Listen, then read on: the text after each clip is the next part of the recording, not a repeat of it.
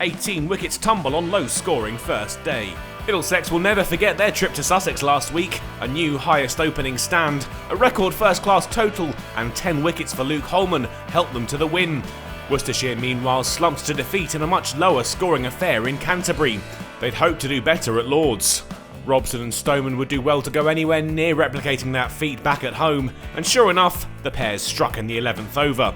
Stoneman shouldered arms, Leach struck the pad, and the umpire wasted no time lifting the finger. Eskenazi announced himself by finding the boundary with the next ball, but a change of bowling brought his innings to an end. Charlie Morris struck with his first delivery, Eskenazi out LBW for 7. White added just 1 before he had to trudge off, LBW to Barnard. Worcestershire having a productive spell with the ball, and it continued. Middlesex up now to 73, but Robson would go no further. Off stump, taken out of the ground by a Leach peach. Anderson wasn't able to get off the mark. The skipper now with 4, lunch taken with the score 81 for 5. Middlesex managed to find the confidence-boosting mark of 100 runs after lunch. A bit more resilience needed though if they were to turn that into a strong position. Their cause wasn't helped by the departure of John Simpson, out chopping Pennington onto his own stumps. There was a pause in the pair's fun for Holden to drop and go to pick up the single he needed to reach 50. A rare moment of celebration in what was proving to be a difficult innings for his side so far. And almost to emphasise that point, he lost his partner in the next over. Holman bowled by Barnard for 4. Middlesex would soon be down to the bowlers. Holden out for 52. The catch to see him go, one Mitchell will remember for a long time after he retires at the end of this season.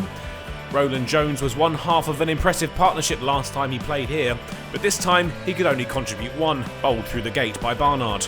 Murtagh and Bamber held on for as long as they could and took their side to the cusp of 150 when the number 11 fell for 6. Caught by Libby off Pennington, innings over, tea taken. It was a far cry from their efforts last week. Worcestershire much more potent with the ball, the surface a different test entirely, and only 5 men had made their way into double figures. Barnard had bowled well for his 4 for 43, but it was time for the pairs to pile on the runs and the pressure.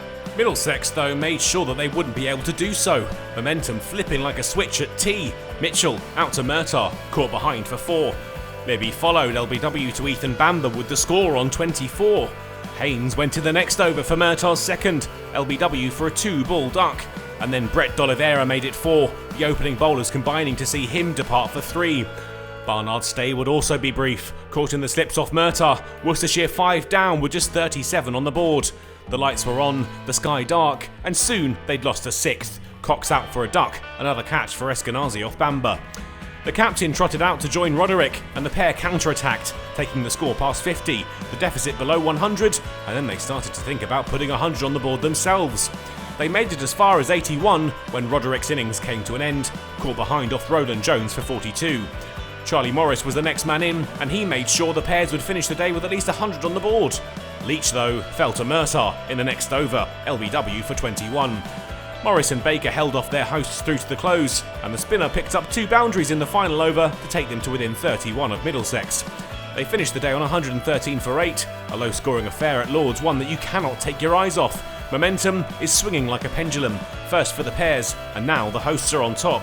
But you wouldn't put it past Worcestershire reaching parity, at the very least, tomorrow.